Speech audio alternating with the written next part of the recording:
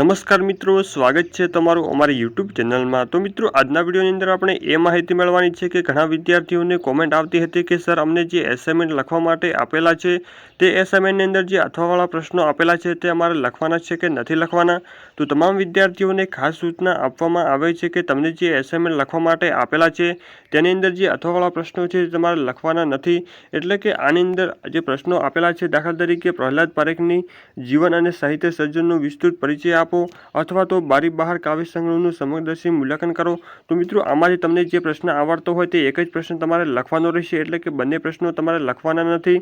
આ ઉપરાંત નીચે આપેલું છે કે નીચેનામાંથી કોઈ પણ બે ટૂંક નોટ લખો, એટલે કે કોઈ પણ તમને જે આવડતી હોય તે બે જ લખવાની છે, એટલે કે ચારે તમારે ટૂંક નોટ લખવાની નથી। એટલે કે જે રીતે સૂચના આપેલી હોય તે પ્રમાણે તમારે પ્રશ્નો લખવાના રહેશે।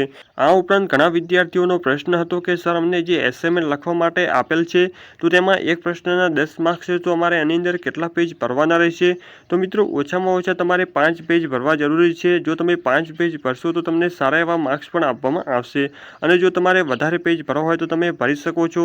તો મિત્રો, આવી રીતે તમામ વિદ્યાર્થીએ પોતાના એસાઇનમેન્ટ લખીને તમારે જમા કરાવી દેવાના રહેશે, એટલે કે તારીખ 31/3/2025 સુધીમાં તમારે એસાઇનમેન્ટ લખીને જમા કરાવી દેવાના રહેશે।